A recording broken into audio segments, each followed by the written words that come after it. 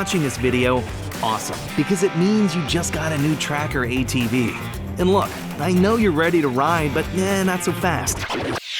Watching this video is kind of like the airline safety announcements you have to watch before takeoff.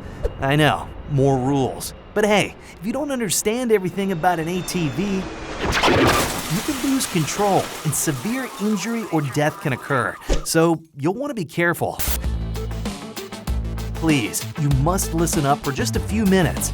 In this video, we'll cover the stuff that you just gotta know. And we'll do some riding to show you a few things, like how to climb a hill without flipping, or how to make sharp turns without rolling over.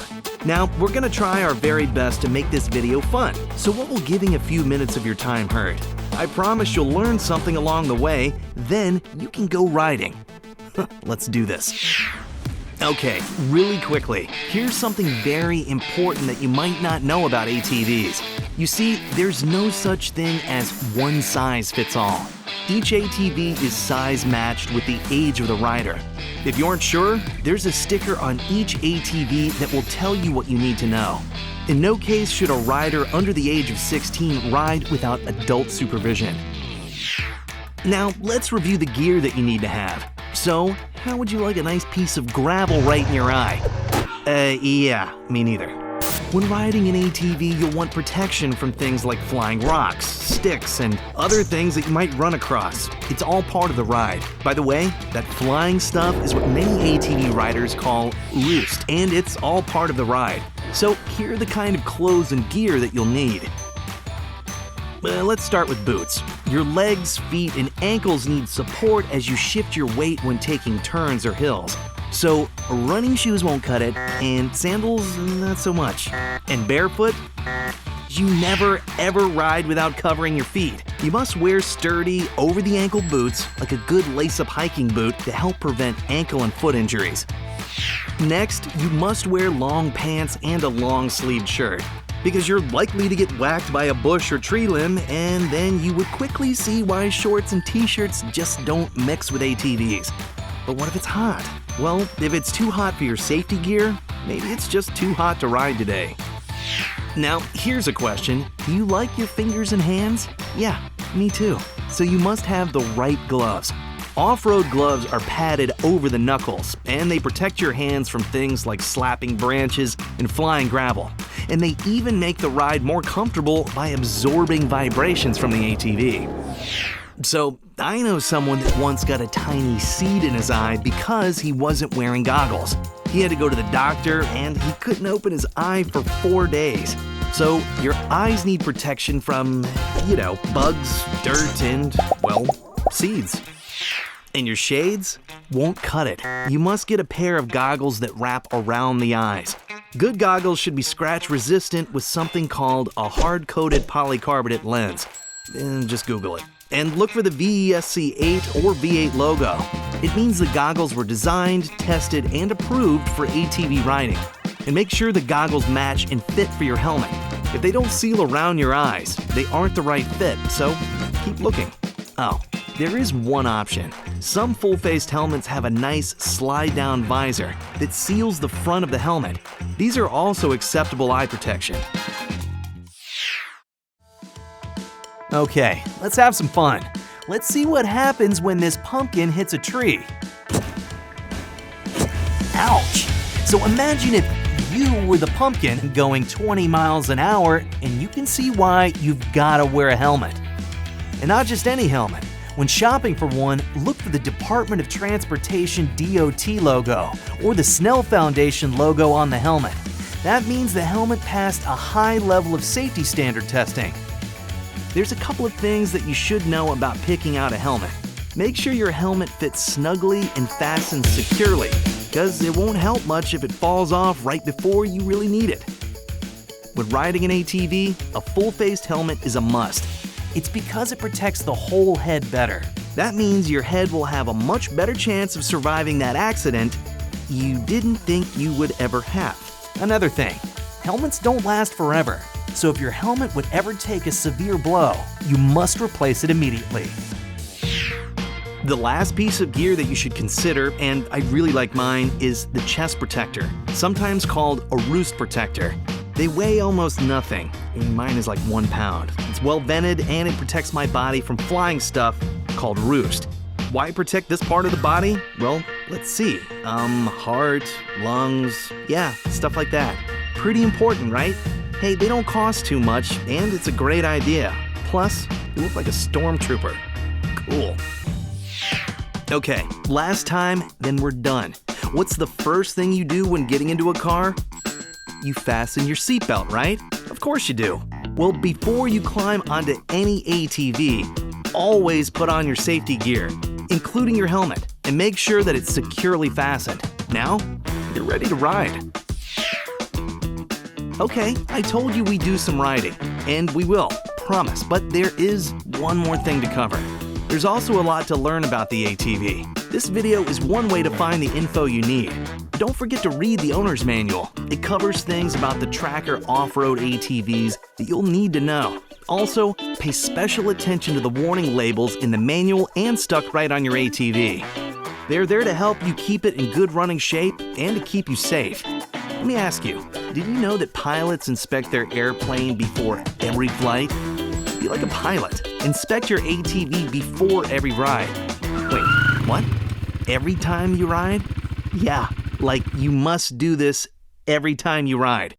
The last thing that you want is to be stranded from something that you could have caught if you had just looked for it. First, set the parking brake before you start the inspection. This is a really good habit to get into. Now you are ready to get started with the walk around. Number 1, check the air pressure on all 4 tires. If they don't have the right amount of air, it can cause the ATV to handle really weird. The same goes with having too much air in the tire. Weird isn't how these are supposed to ride. And here's something to know. You'll need one of these. It's a tire gauge made especially for the low tire pressure of an ATV. A regular car tire gauge won't work. Make sure the tires are inflated to the pressure that's in the owner's manual. While you're at it, look for any cuts or gouges that could cause a leak. Number 2, using a torque wrench, make sure the wheel nuts are tightened to the proper torque. Number 3, check the lights. Turn everything on and make sure the headlights and taillights are working, and that the brake lights come on when braking. Lights are good, even in bright sunshine, because it helps you to see other ATV riders and avoid running into them. Number 4, now check the fluids. Sometimes leaks can be hard to find, so look carefully. Check the gas tank and fill it up. Why? Well, what if you ride farther than you thought you would? Pushing an ATV is not nearly as much fun as riding one. Number 5, here's something that a lot of ATV riders forget to check. It's the air filter. If it looks dirty, then follow the instructions in the manual on how to clean it.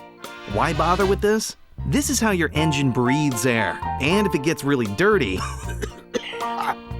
it can do serious damage, and again, your ATV might die.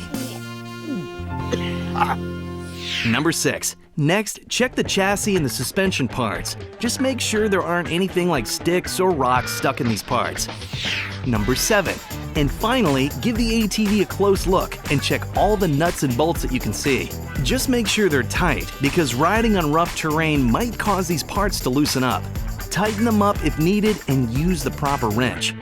By the way, you might remember this whole list with something called T-clock. T for tires and wheels, C for controls and cables, L for lights and electronics, O for oil and fuel, and C for chain drive and chassis and suspension. Hey, guess what? We're ready to ride! Now, if you're part of that 0.001% of people that have never climbed on a bicycle, let's show you how that's done using an ATV. First, make sure the parking brake is set so the ATV does not roll away. That would be so embarrassing. Next, stand on the left side of the ATV. Then grab the handlebar with your left hand, then put your left foot on the footrest. Now, lean over and grab the other handlebar and swing your free leg over the seat. Place it on the other footrest. Now just sit down on the seat. Done. Okay. Well, that's the hard part. Ready to start the ATV? Let's do that using the Bone C checklist. B. Set the parking brake. O. Turn on the ignition key to on. On many ATVs, the second position also turns on the lights. Remember, lights on for safety. N. Put the ATV in park or neutral. E. Put the engine stop switch to run or start. And C. Choke. If the engine is cold, meaning it's cold weather or this is your first ride of the day, you might want to pull the choke to the on position. As the engine warms up, turn the choke off. Now, on most new model ATVs, including Tracker Off-Road, there's no manual choke.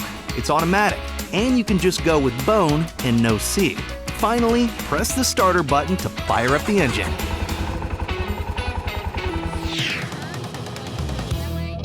Now, this is a good time to tell you something about riding ATVs. You see, it's different than anything else. I learned that ATVs are what's called rider active.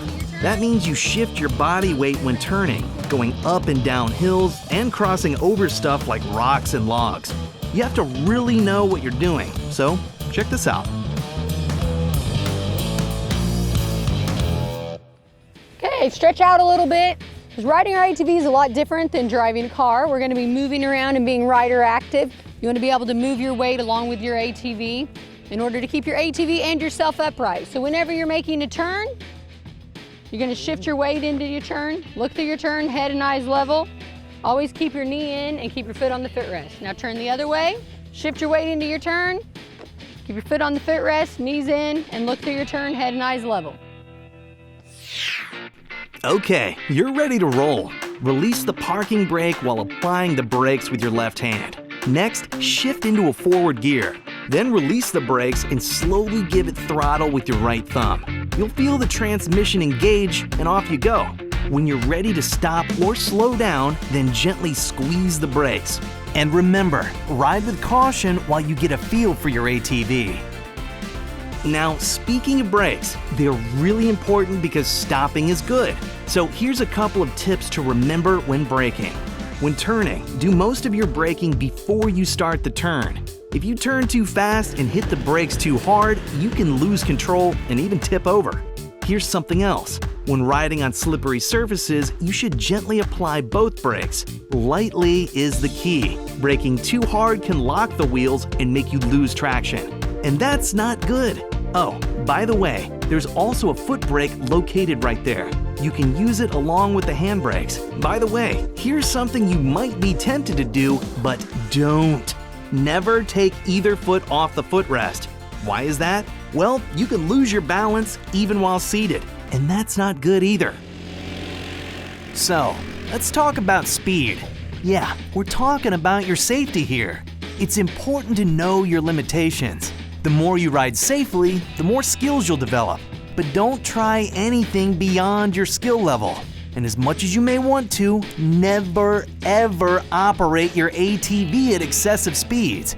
You increase your risk of losing control if you go too fast for the terrain, visibility conditions, or your experience level. And don't even think about trying wheelies, jumps, or other stunts. Remember to stay focused and alert at all times. Even a quick little distraction can lead to losing control and something you definitely don't want, a serious or even a deadly accident. Okay, we're riding and having some fun, but here's what's so cool about ATVs, right? You can go places where cars and pickups can't. And that means riding up and down some hills, but not just any hills. Because some hills are just too steep for your ATV, no matter how good you are. So, use some common sense. If that hill looks too steep, then it probably is. Find a better path or go around it. Okay, let's talk about riding on hills. It's important to have momentum when you're riding on a hill because you want to get all the way up and over. You don't want to stop on the hill. So you're going to give it a little bit of gas, have some speed as you approach the hill. So you're going to stand up and shift your weight forward so you have your weight to the uphill side over your front wheels. Good. Okay, as you're gonna go down a hill, you're gonna get your weight all the way back, okay? Because it's important to always keep your weight to the uphill side. So when you're going down a hill, have it to the back. All right, now to traverse the hill. Traversing is if we're gonna ride along the side of a hill, you're gonna keep your weight to the uphill side. So make sure you use your hips, keep your weight to the uphill side, and always look in the direction you're going. All right, who's ready to ride some hills? Okay, now you've made it to the top. Before you go back down, check the terrain. Choose the straightest and clearest path possible. Now shift your weight to the uphill side. Keep your speed low so you can keep control of the ATV. And always keep your feet on the footrests and look ahead. Now, sometimes you might need to ride across a slope instead of straight up and down it. That's called traversing. Here's some of the basics. Keep both feet firmly on the footrests. Now, your instincts might tell you to put your foot out for balance if you start tipping. Don't do it. Instead, lean toward the uphill side of the slope. That helps keep the ATV's wheels in contact with the ground. If it begins to tip, turn the wheels downhill, then jump off toward the uphill side immediately. So, we've covered turns and hills, but what about crossing obstacles like rocks and logs or a rut in the ground? If it's a two-tire obstacle, then cross those by firmly holding the hand grips and standing up. Slightly bend your knees and elbows so you can use them as shock absorbers. Now, approach the obstacle at 90 degrees and watch your speed. And finally, you might need to add a slight amount of throttle when the front wheels meet the obstacle. Just be sure to release the throttle when the front wheels have gone over. Then get ready for the back wheels to hit. If only one tire is crossing the obstacle, say like a rock, then it's pretty much the same, but don't add throttle as you cross over it. Last thing about obstacles, sometimes you just shouldn't try to cross it. Be smart and be safe and be ready to go around. Alright, turns, check. Hills, check. Obstacles, check. Hey, with practice, you could become an expert. But there's another type of obstacle that we should discuss.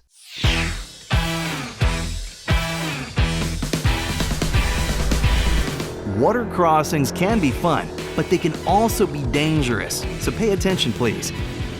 First, try to avoid riding through the water in the first place. It's one thing to splash through big puddles, but please avoid riding in streams and rivers. Next, you should never ride through water deeper than the maximum depth listed in the owner's manual. 3. If you must cross a stream, try to stay away from fast current. It can be much stronger than what you see or think, and yeah, that heavy ATV will actually float in the right water conditions, and then you could get washed away.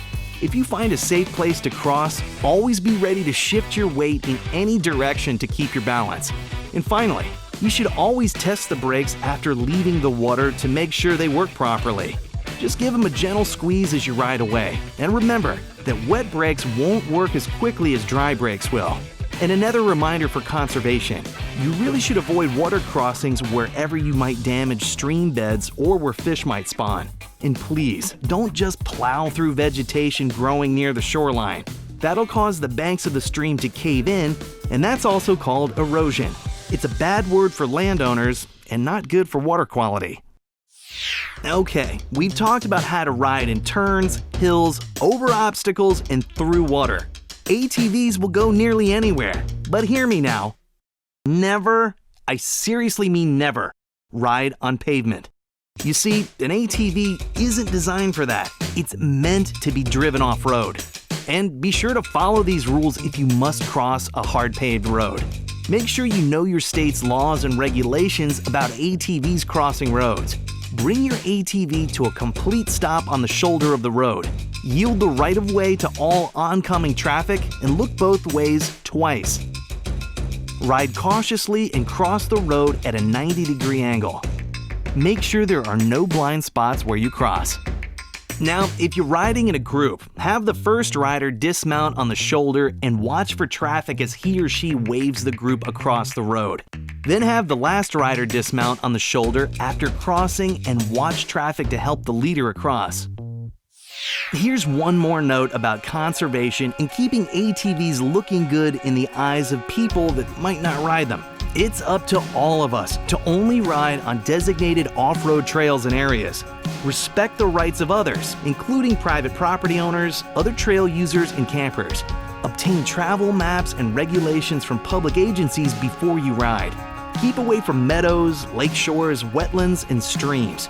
Do your part by behaving responsibly. So we're almost done here and you can go ride for real. All right. But first, I'd like to share with you what the ATV Safety Institute calls their golden rules. These are a good idea. Keep you safe, keep your ATV in good shape, and help everyone have a great time. Always wear a DOT-compliant helmet, goggles, long sleeves, long pants, over-the-ankle boots, and gloves. Never ride on paved roads except to cross when done safely and permitted by law. Another vehicle could hit you. ATVs are designed to be operated off-highway. Never ride under the influence of alcohol or drugs. Never carry a passenger on a single-rider ATV. And no more than one passenger on an ATV specifically designed for 2 people. Ride an ATV that's right for your age. Supervise riders younger than 16. ATVs are not toys. Ride only on designated trails and at a safe speed. Take a hands-on ATV rider course and the free online e-course. Just visit atvsafety.org or call 800-887-2887 to learn more. Okay, how about one very last thing? Let's call it bonus material. Remember that pre-ride inspection or T-clock? Of course you do. Well, what if something happens on the trail? You sure can't call the auto club. That's why it's a good idea to keep a toolkit with you. Equip your kit with the following: an extra spark plug, electrical tape, spare bulbs, mechanic wire, duct tape, knife, flashlight, tow strap, or 10 feet of rope, spark plug wrench, wrenches, screwdrivers, pliers, tire repair kit. And of course, it would be a great idea to learn how to fix this stuff before you need to know it. Now, it's time for a ride. Just remember, the only way to really learn how to do it is on the trail. The very last thing, please sign up for an ATV safety course. You can even use your tracker ATV in the program, and the things you learn there could save you from serious injury or worse. You can learn so much more at www.atvsafety.org. So, have fun and ride safely. Off-road.